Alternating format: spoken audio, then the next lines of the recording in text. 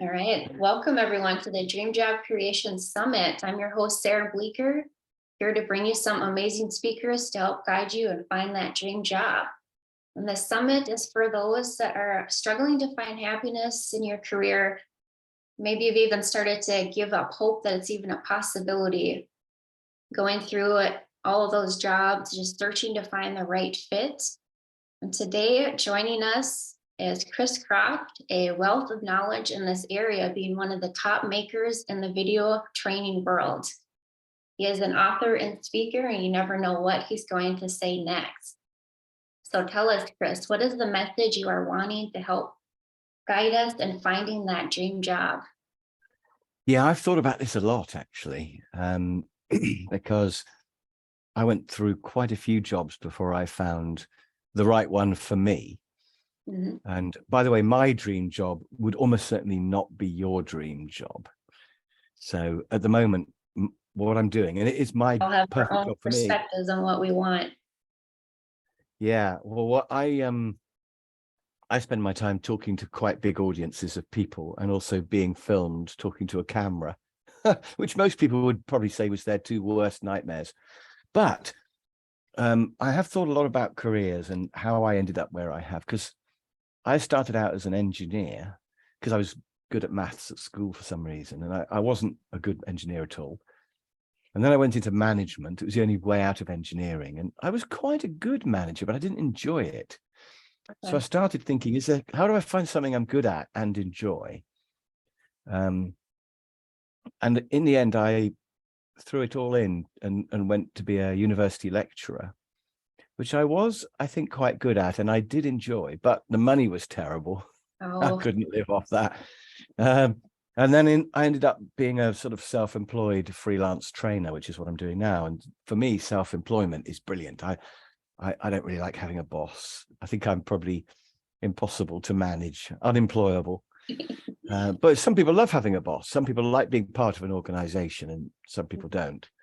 Right. But along the way, I was, as well as experimenting, I was reading various books like, What Color is Your Parachute and things like that. And they're very analytical of, do you like working with people or things? And do you like being in an organization or not? And I was thinking, I don't know. It's too hard. So I think the first thing I would say is experiment. Just certainly at the beginning, like when you first leave school, just try loads of jobs. Just do whatever you do, anything. Just work in a shop and, work for the council and, do outdoor work and just try a load of things, because you'll learn a lot about what you like and what you don't like. And you won't know until you try those jobs. Spend a year or two just doing all kinds of things, work in a bar, whatever. It's not wasted time. I think that's the first thing. And linked to that, I think I would say take every opportunity that comes along. So if somebody says, we're going to Australia and we're going to set up a bicycle shop, do you want to, you just go, yeah, I'll do that. Or we're going to organize mountain bike holidays in Morocco. Would you like to come help? Just say yes to everything. Because I think sometimes things happen for a reason. But even if there isn't any underlying pattern to life, say yes to as many things as you can, because you'll learn what you like and what you don't like, and you'll make contacts. And you'll discover what you like and what you don't like, as well as coming out of your comfort zone and things. So right. I think take every opportunity and also volunteer. So if somebody is doing something interesting, offer to help. Say, I'd like to get involved in that. I'll come with you and help with that. Or if at work there's some big project and nobody really wants to, run the office in North Dakota, say, I'll run the North Dakota office. And, because you never know where things will go. And I think volunteering for stuff is great because it takes you out of your comfort zone. And quite often you discover at least parts of it that you like. So it's all part of, working out what you want to do longer term. And I think things always lead to other things. So that job that you take in North Dakota, maybe you end up not liking North Dakota, or maybe you love it, but maybe you'll meet somebody there who is about to set a company up in Australia, or, maybe you'll meet somebody in a bar who's doing something or other. You just don't know. And I think every time you do something different, it leads to something else. So I would say the first thing I would say is just experiment, and don't worry excessively about the first job you do, because I think your career will change at least twice. So, the first job you do is just trying out one option. And because I was brought up that you had to plan your whole career from the start. You had to choose your profession and get a good job with a good company. And I remember reading that we were all going to have portfolio careers, and that, by the time you finish your life, you'll have worked in like 3, 4, 5 totally different careers. I remember thinking that was ridiculous. And yet that's what I've done. And I haven't finished yet even. So so I think that's the first big thing. I think I would just say experiment, just try loads of things. Don't try to think your way through it. Don't try to analyze it logically. Just wade in and do a whole load of stuff. Do you think? Yeah, definitely. And with every job, you like learn something different about yourself or from other people. Like how to communicate better with people. And you just don't know what you're going to be good at, or even what you're going to enjoy doing. I mean, I know loads of people people always say they want to run a pub. I don't know, do you have pubs in America, like a bar? Always want to run a bar. Yep.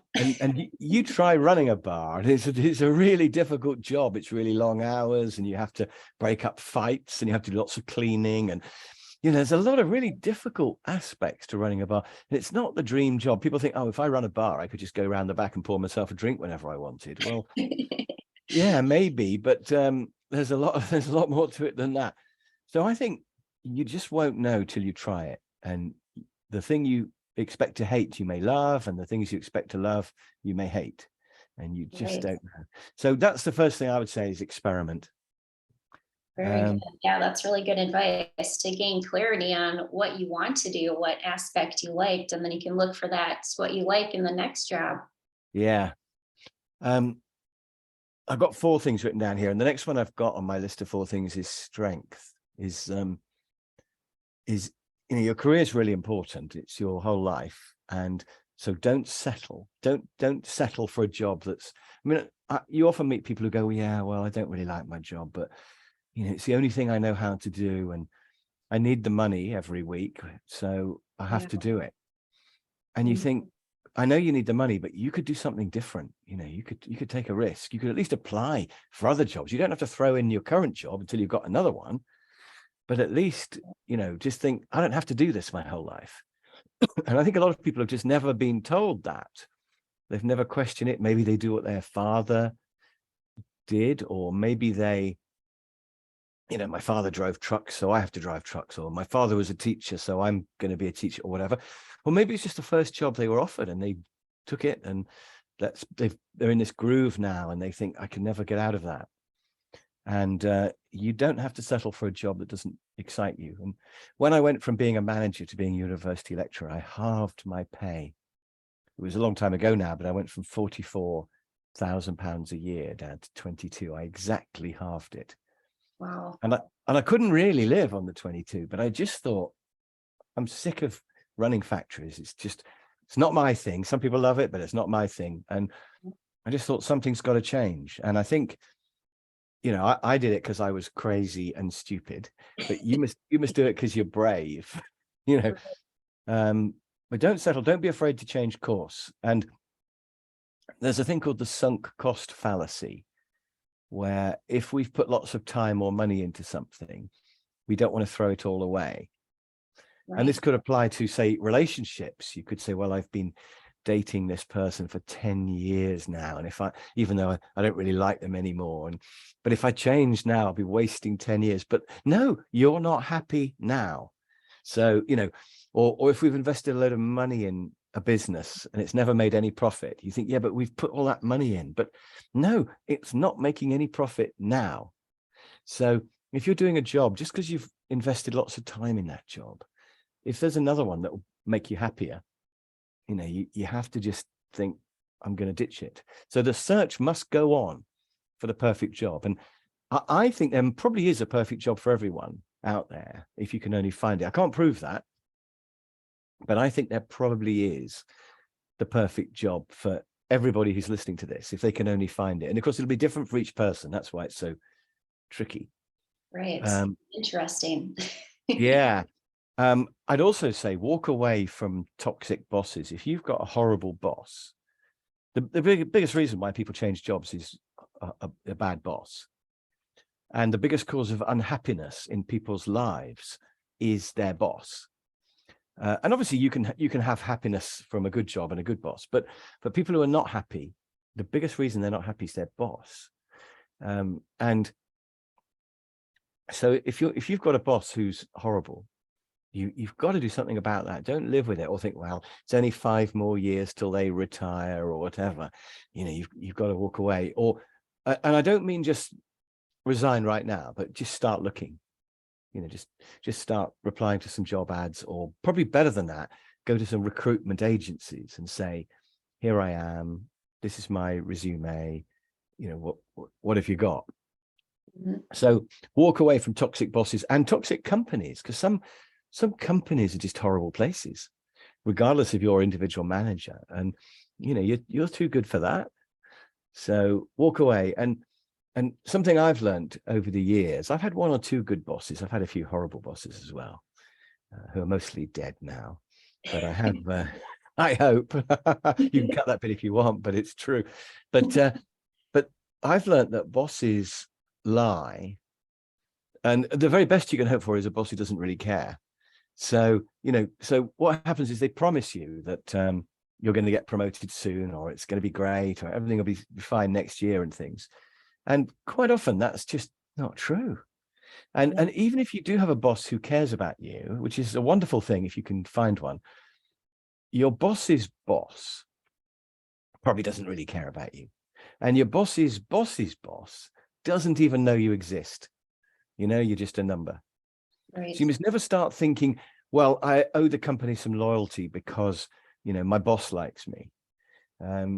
Because no, if the company's not giving you interesting work, and if they're not treating you well, then that's not good enough. And, you know, you've got a right to be treated well, and you must never think, oh, well, you know, it's not that bad here, or at least they're paying me. So even a good boss, you shouldn't let your career be bent out of shape. You shouldn't think, well, I'd like to leave, but my boss is so nice. I don't want to let my boss down, you know, because that boss doesn't really care about you. So, you know, you've got to look after yourself, and you've got to have that strength to think, no, it's my life, it's my career. I'm going to find a job I want to do. Yeah. A lot of Regardless. times have like an ulterior motive, like being so nice to you, but they have like an ulterior motive, like Yeah, who are benefiting them in some way. they may well have an ulterior motive. I mean, yeah, if you're a good worker, you're benefiting them too, aren't you? And I think you can get good bosses. And I don't think you should be totally selfish. I think probably the way I would say it is you should do the best you can in any job, because you don't want to feel you're wasting your time away. You don't want to go home thinking, yep, that's another day when I've managed to do nothing, you know. So you want to be doing the best you can, but do the best you can first for yourself so that you can feel good. And second, for your job security, because if you do the best you can, you're more likely to be safe in the job, safer. And thirdly, do it for the customers. You know, do a good job for the customers because you care about the customers. You should be proud of the work you do for the customers. And fourth is for your boss. You know, so you should be doing it for your own satisfaction, and then for the customers, really. And if your boss likes it as well, then that's great. But you know, so I think you should work as hard as you can. And I think you should go on training courses and learn and try to improve your skills and do all that sort of thing as much as you possibly can. But do it for yourself, not for your boss. And then, of course, everybody will be happy. So in the end, hopefully. So I think that's what I would say about that. So strength, really, you know, that slightly little bit of fighting spirit in there, rather than just, well, you know, my boss is nice and the job's not too bad, you know, never settle. Right. That is very good advice. What So would you say to someone that like is having fear around that change? well, yeah, I think it is scary. I think firstly, you can always look for another job while you've still got your current one. So that's quite low risk. But when you start a new job, it might go badly. It might. And I've had one or two jobs. My problem is I'm very good at being interviewed. So when people interview me, I always fool them. And they always think, oh, he's great. Yeah, let's give him the job. And then sometimes I can't do it. And I've been in situations where I thought, well, they've given me the job. So obviously they think I can do it. So maybe I can. Mhm. And sometimes they've been right. And I've been able to do the job when I didn't think I could. Because it's hard to know, isn't it? But sometimes they've been wrong and I've just fooled them at the interview, and I've really struggled with the job. And all that happens, if that happens, is that you have to then get another one, you know. But there's always another job around the corner, and it's all part of learning. And some of my biggest disasters have led to really good things in the end. So sometimes you just need a push. So you might leave a really safe but boring job to do a job that's kind of exciting. And maybe that job doesn't work out. But then, because you're looking and you have to find something else, you might find something you would never have done if you hadn't left that first job. Mhm. So you just got to follow the chain, I think, and just take that plunge. But I think, if it's not a bit scary, if it's not scary at all, then you're not pushing yourself at all, are you? It means you're not learning, you're not coming out of your comfort zone, and you've got to keep developing. So I think it's perfectly natural for it to be a little bit scary when you change jobs. Yeah. Because things that aren't scary are boring. And, do you want to live your life exploring new things, or do you want to live your life bored? So, so I think a little bit of fear is maybe natural and maybe perfectly all right. Right. Yeah. And I Um, feel like our comfort zone, like once we expand out of that comfort zone, like it's like our comfort zone like shifts. Like when you look back, like, oh, that wasn't so scary. yeah, yeah, Like this absolutely. shift and growing. Definitely. You look back and you think, why was I worried about that? It was fine. Yeah. Just like going to a new school, really. You worry about day one, and within a few weeks you got your friends, and it's fine. Right. Yeah. The third thing I want to say something about is money and happiness. And should you work really hard in order to be paid a bit more money? Mm. And I think the first thing I'd say about this is your career should be 40% of your sort of energy, probably. It's more than 40% of your time, though, isn't it? It's 5 days a week. Right. It Yep. definitely shouldn't be 90%, or even 60 with your family down at 40. So I think, your family and your friends should be 60% of your life, and your career should be 40. So I think you shouldn't take your career too much and be too obsessed with it. But I also don't think your career should be only 10 or 20%. If your career is just a tiny little sideline just to earn a bit of money, then I think that's not good enough.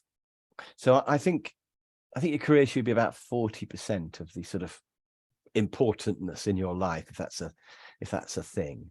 Right. Yeah. That Okay. makes complete sense. Yeah. So not 90%, but not 10, but quite important. And my career used to be 60 or 70%.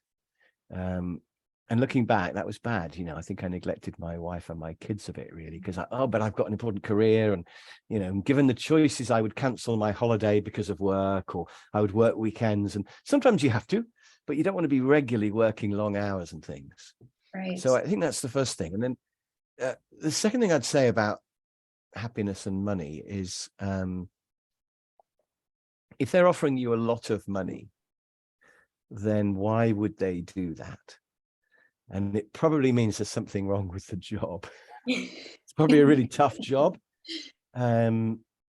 So looking back on the jobs I've done, some of them were really well paid, but were horrible.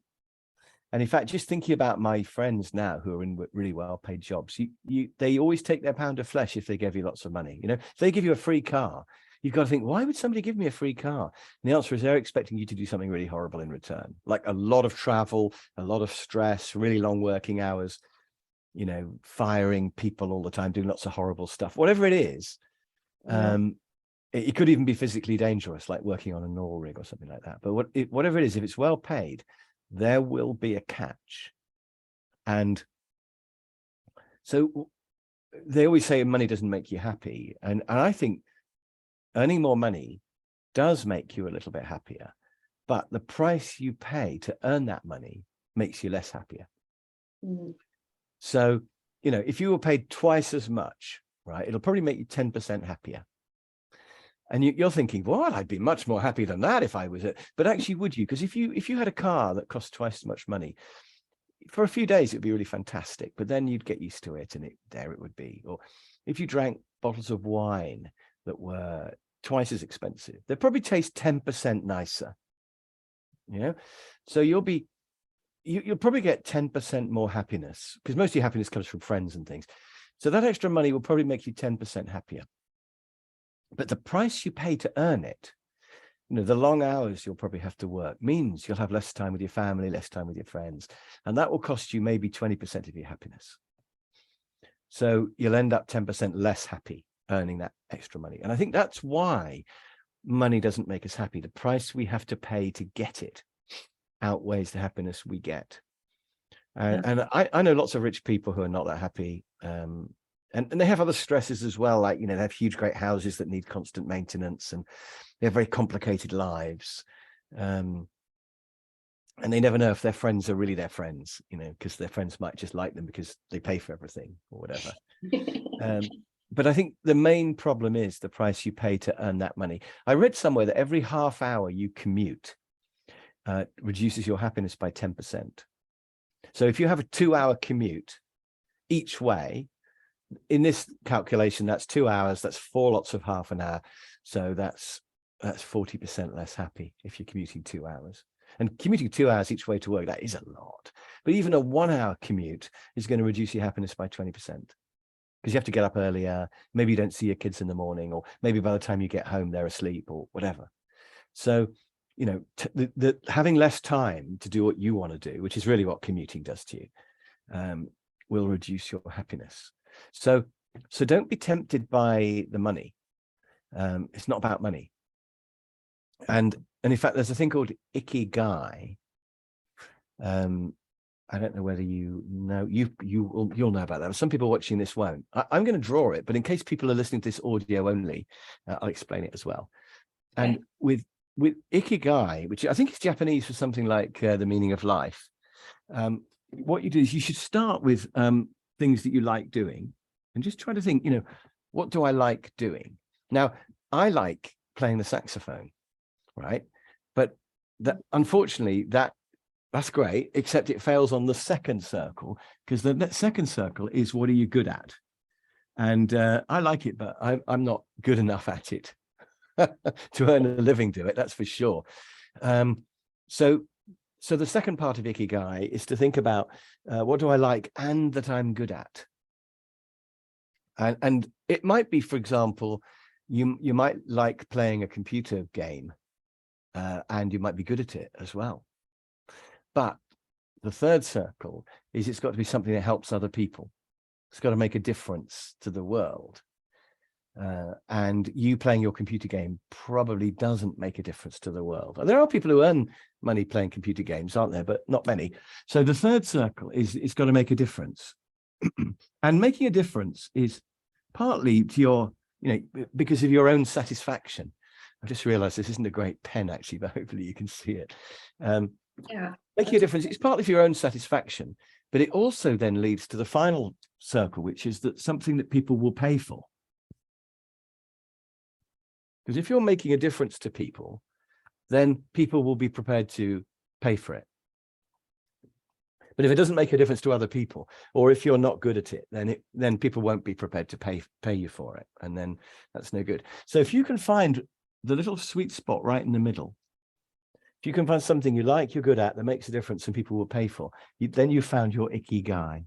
Ikigai. You can Google Ikigai and read about it. It's all over Google. But I think that's a really interesting little idea. And of course, it sounds easy, doesn't it? But it's really hard to find. So, you know, as an engineer, I liked it, but I wasn't good at it. Management, I was good at it, but I didn't like it. Working for the university, I liked it and was good at, and I think it was making a difference to students, but it was really badly paid. And now I'm making videos and sticking them on the internet, on LinkedIn Learning and Udemy, places like that. I found something I really love doing, and I think I must be quite good at it because lots of people watch my stuff. I think that might be how you discovered me. I'm not sure. And Yes. then was that how you found me, through videos? Yep. Yeah. And I think the videos are really making a difference because thousands and thousands of people have watched them, and that's quite exciting because it means I can reach out to thousands of people across the world, and I get a real thrill from that. And it does mean I get paid, but the pay is the last thing. You know, the main thing is to be doing something that you enjoy doing that makes a difference. You know, that's what we've got to find. Yeah. But you can only find that by doing all the stuff I've been going on about, by experimenting and being sort of brave or crazy enough to experiment and think, well, you know, I quite like doing this and I'm being paid okay for it, but I can do better. I'm not making a difference to the world, or you know, I'm good at this and I get paid for it, but I don't enjoy it, and that's not good enough either. If I'm going to spend 5 days a week doing it, so the search must go on for the Ikigai, which is different for every person, and there's no computer that can tell you what yours is going to be. Unfortunately, I wish there was, but the simple reason why there's no computer is that we don't have a list of every job. There's no list of every job, and new jobs keep appearing. I mean, when websites came along, you suddenly got, you know, web designers and the people who write the code and do the architecture and the usability testers, and all these new jobs have appeared, and they're constantly appearing. Social media has spawned a whole load of new jobs, hasn't it? Social media experts and advisors and things, just in the last sort of 5 years, probably. So there is no complete list of jobs, and that's why a computer can't do it. But you've got to constantly be thinking about yourself and just experimenting and trying, because, you know, so I found the making of videos just because it sort of came along as an opportunity that I took when it was there. Somebody said, you know, How did you stumble across that? Well, it's a really ridiculous story, but a friend of mine is a rapper, and I know I'm not cool enough, but this friend of mine's really cool, and he's in a rap combo, and called Voodoo Trash, but don't Google them at work, folks. Voodoo Trash. I think they're really great, by the way, and you can download stuff for free on their website. But anyway, he was doing something he loved, that he was good at, but he wasn't earning any money. And he started making personal raps for people. Okay. So he would make one, you know, for your birthday that would mention all your friends and stuff. And so all you had to do was give him lots of information about the person, and he would write this rap. So, you know, my brother's really into cooking and tennis. And so one of the lines in the rap he made was, you know, if you visit Michael, you will get served. And, you know, which I thought was cooking and tennis. I thought was really cool. So he was making these raps, and I said to him, could you make a project management rap for me? I don't know why I thought of that. It's just a ridiculous idea. And he went, yeah, I reckon I could do that. And so the two of us made a project management rap with a chorus that goes, break it down. It goes, make a plan before you start, always have a Gantt chart. And then it goes, break it down, because you have to break your project down into tasks, don't you? So anyway, we made this completely stupid rap, and I put it on YouTube, and hardly anybody looked at it. And then I got an email from LinkedIn Learning saying, we're looking for somebody to do project management training. And when we searched on YouTube, we saw your rap, and then we saw some of your more sensible stuff, and we think you'd be suitable. Would you be interested? So I was just asked because I'd made that rap. So you never know what leads to what. Right. You know, and in fact, stupidly, I said no to start with. I went, oh, I don't want to do that. And they went, are you sure? We'll pay you quite a lot of money. And I was like, oh, all right then. And so I ended up making my first course for them and really enjoying doing it. And I just thought, hey, this is something I can actually do. I didn't realize I'd never tried it before. Wow. And so I made more and more. Now I've got loads of them. So you just never know what's going to lead to where. And keep experimenting and try to find that intersection of like, good at, make a difference, and get paid for. So that's what I wanted to say about happiness and money. Actually, there's one more thing I'd quite like to quickly cover, Sure. which is that I don't know if this will help people think about their ideal career, but I think there are, I'm just worrying now whether I can remember all 6, because I think there are 6 types of career. And one of the things to think about is which of these 6 is the one that you want to go for. Okay. Mhm. So there are 2 self-employed ones, and then there are 4 employed ones. The 2 self-employed ones are quite easy to remember, really, because one of them is to build up a company and sell it. I'm going to call it build and sell. Build up a company and sell it for millions. I think that's really difficult. Some of my friends are doing that, but you've got to be really clever to employ people and, you know, manage them. You've got to look after the finance, and then at the end, you've got to sell the company off. And there is a risk that you might never manage to sell it. But anyway, that's one career option you've got. Employ people and sell the company off. And you've got to make it big enough so that it doesn't depend on you anymore, and then sell it. The other self-employed option is what I do, which is sometimes called a lifestyle business, which makes it sound much easier than it is. But a lifestyle business is where it's just you, and you just sell your time. You could be a builder or a window cleaner or, you know, plumber, and you just sell yourself by the hour or by the day.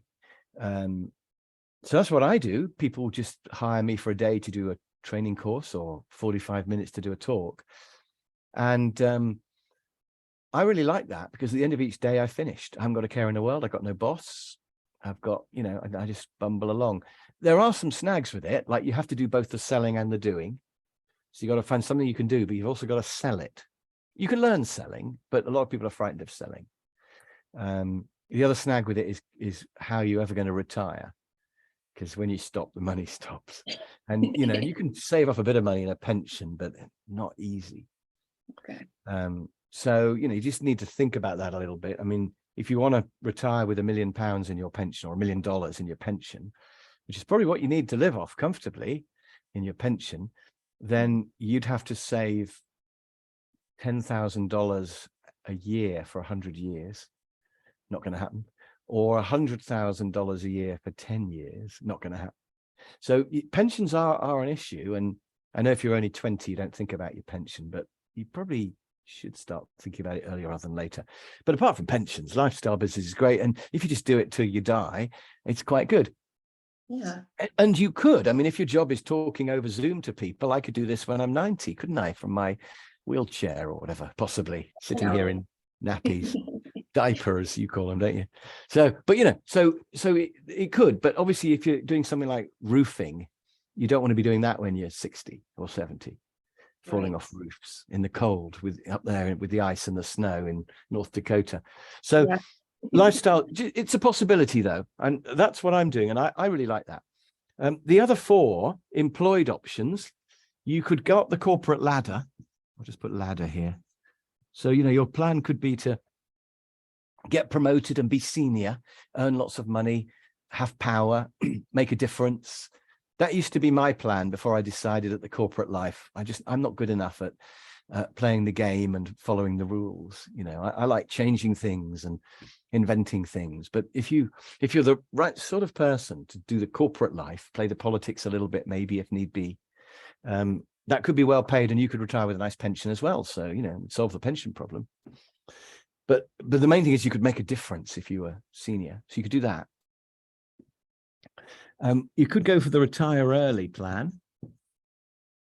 So you could do a really hard work, difficult job, and it could be working in the city, but it could be working on an oil rig or whatever, and just work like crazy till you're 40 or something and then retire early.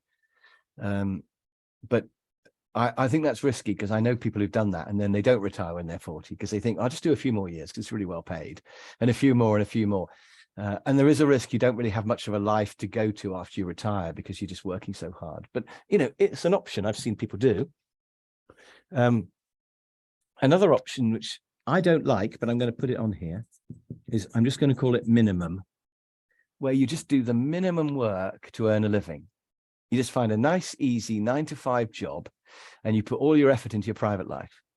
So just, you know, evening with your friends, weekends, and just have a way to earn a living.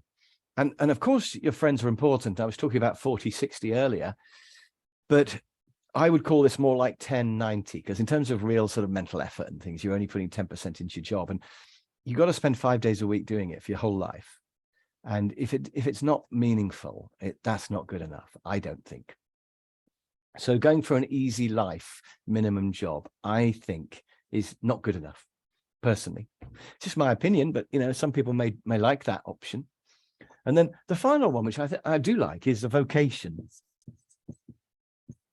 So people like teachers and doctors, and perhaps firefighters, people like that, and maybe people in the army even, they're doing something that they love, that they were born to do, that they want to do, but they're doing it within an organization. So they're paid to do something that they've always wanted to do. So, something like teaching or medicine or whatever, they like it because it's their vocation. Hopefully they're good at it. They're definitely making a difference, and probably quite reasonably paid for it. Doctors get paid quite a lot, don't they? But nurses and care workers are not very well paid, which I think is really unfair. But people know that they'll put up with low money because they love it. And musicians are like that as well. That's another vocation. There's actually really badly paid, session musicians who play on other people's albums and things. Like if you play a really famous saxophone solo, like Baker Street, the guy I think he got something like £20 for playing that. Really? Yeah, and he's famous forever, but there's no money in it. And somebody told me the sax player on is it called A Million Love Songs by Take That? I don't know, but apparently he only got about £20 for playing that. And it's a great bit of sax, but you can't earn a living because there are so many people who love playing music. The pay is really low, unless it's something that's difficult to be good at. I mean, because these session musicians, they're all really good. So vocations, you just have to keep an eye on the money, but it's a possibility. And I think those are the only 6 types of career. Yeah. I personally think self-employed's better. I think you get all the money if you're self-employed. Whereas if you work for somebody else, the company takes most of the money and pays you whatever they can get away with paying you, and you have to have a boss. So I would urge everyone to consider self-employment, but you do have to know how to sell. You have to have something you can do, and you have to be able to sell. Yeah, and we're used to like selling. But at least that's a structure. Well, I think a lot of people worry about selling and are frightened of it. But I think what I would say to them is, you're always selling in a way anyway, when you're trying to persuade your kids to do something or trying to chat somebody up in a bar or whatever. I mean, we all have to do some selling. But I would say, go on a sales course. Just go on a course, just a day, and just see. Because you might think, actually, I can do that. Because it's only a process like anything else, just asking the person some questions, finding out what they want, showing them that you can do what they want. And, it's just a process. So I think anybody can learn selling, actually. Okay. And it would be a real shame if fear of something that you can easily learn prevented you from going down a route of doing something self-employed that you could be really good at. Say you're a graphic designer or something like that. It'd be a real shame if fear of selling meant that you never, did what you could do. So that's a structure. I've not seen any other structures like that of types of job. So I hope that's helpful for people. Yeah. I've got one more little tip or collection of tips. I would say it's very short, which is just networking with people. I read somewhere that the amount of money people earn is directly correlated with how many people they know. So the more people you know, the more you'll be paid. And that's what they found. And I thought, that's really, and that's not friends, that's people you know. And I know a couple of people who collect other people almost. So when they meet someone, they go, "Hi, Sarah. So tell me about your job and where do you work?" And, "Oh, right, it's really interesting. Yeah, let's keep in touch," and they add you to their little collection they've got. And because they know that you might be useful at some point. You might know somebody who knows somebody, or you might be able to give them advice or whatever. And I know that sounds a bit selfish, but actually it's great, because everybody you meet, like when you go out tonight and have a meal in a restaurant, talk to the waiter or the waitress and find out their name and ask them, how long they've been away, because you'll probably find that they're studying part-time. They've got, they're working on, doing a degree in, astrophysics or something, and they're just working in a bar to make ends meet, and they're building their own space rocket or whatever it is. You just don't know. And it's really worth just chatting with everyone and regarding everybody as somebody potentially interesting to add to your network. Yeah. And I think, apart from anything else, there's two things that can come from that. One is that you might be able to help them with something, which feels good, but then they'll be able to help you back, or maybe they'll be able to help you. And, if you did want to get a job at NASA, let's say, you might be able to say, do you know anybody who works there? Or do you know? And they'll say, well, I don't, but a friend of mine knows somebody. And you'd be surprised. We're all connected by 6 degrees of separation, aren't we? Which is not very many. Right. So, helping other people and being helped comes from networking. But the other thing is you can just find out what their job's like. So I would ask everybody that you meet, what's it like? Oh, you're making podcasts. What's it like? Or you're organizing conferences, Sarah. So what's it like? What do you like about it? What don't you like about it? And just, what's a typical day like? What do they spend their time doing?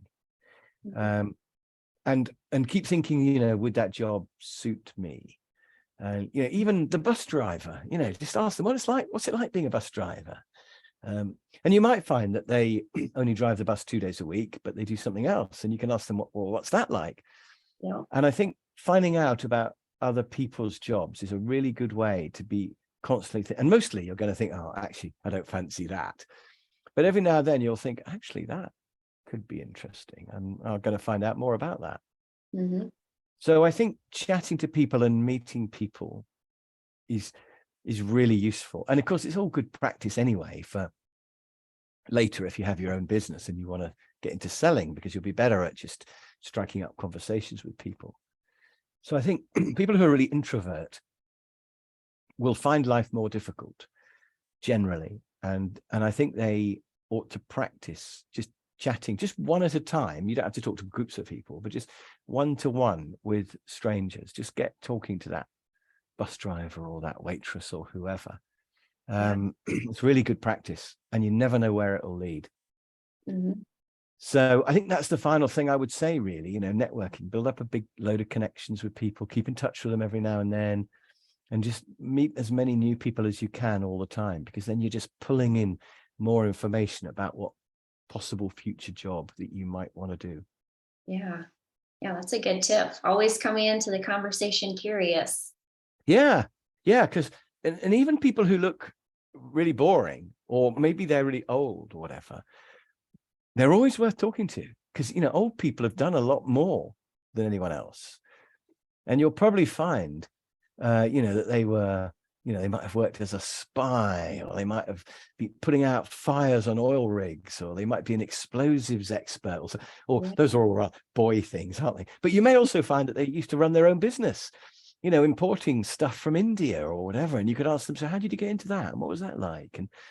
And you never know where it's going to lead. So, even people who don't look very promising, give them a chance, because somewhere in there, inside that person's head, will be something really interesting if you can just find it and pull it out.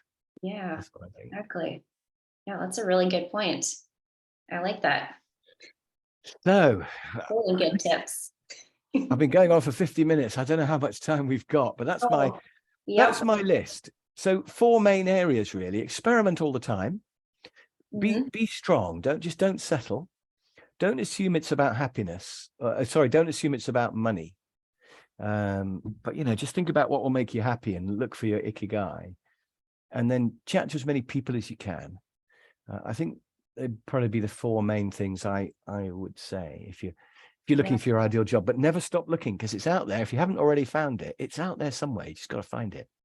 Yeah. And then just before I let you go, I just want you to speak real quick about the free gift you're offering the audience and how people can reach you after this. Oh, yeah. So the free gift is my online happiness course. It's one of my courses that's on Udemy, UDEMY. I think it's the University of You and Me or something, but anyway, udemy.com. and it's usually about $20 on there, but I'm giving it away free, and we're going to provide a link for this, a coupon, and you can just click on the link and it will automatically take you through, but you can also just put in the coupon if you go to Udemy, and it will be free, and you can just add it to your basket. So my happiness course, because I do think there are practical things that people can do to get more happiness. And not settling for a job that doesn't make you happy is just one of many things you can do. There are practical things you can do to pull more happiness out of life. So I decided that was the course that I would make free. And if you want to know anything more about me, I just put Chris Croft into Google, really, or go to chriscroft.com. I've got a website with a blog where I put stuff all the time. So chriscroft.com, but also follow me on LinkedIn, because I post probably every couple of days on LinkedIn, all sorts of interesting stuff on there. So if you're on LinkedIn, and why would you not be? Because it's free. It's brilliant for networking and collecting people, as I've mentioned. It's brilliant for looking for jobs as well. So if you get onto LinkedIn and then follow me, then that's a fun way to stay in touch. And you can send me messages. You can ask me questions. I always reply to every message on LinkedIn, even though I'm connected to about 140,000 people. Luckily, they don't all email me every day. But I will reply if you follow me on LinkedIn. That'll be really good. Or chriscroft.com, my website. Okay. Wow, your course sounds really good. I like it. Yeah, happiness course, practical happiness. What's not to like? Because happiness is the most important thing there is, isn't it? Why would you do anything if it doesn't make you happy? Exactly. Yeah. Well, I appreciate your time, Chris. Thank you so much for all the information. It's a pleasure. It's a pleasure. Thank you for having me, Sarah. I'm really delighted to be asked. Yeah. And I'm going to have a look at everything else on the rest of this conference, because it looks like a really interesting subject. Yeah. It's one of the most, finding the perfect job is one of the most difficult things, but also one of the most important things. So the search must go on. Yes. Always be experimenting and curious. Definitely.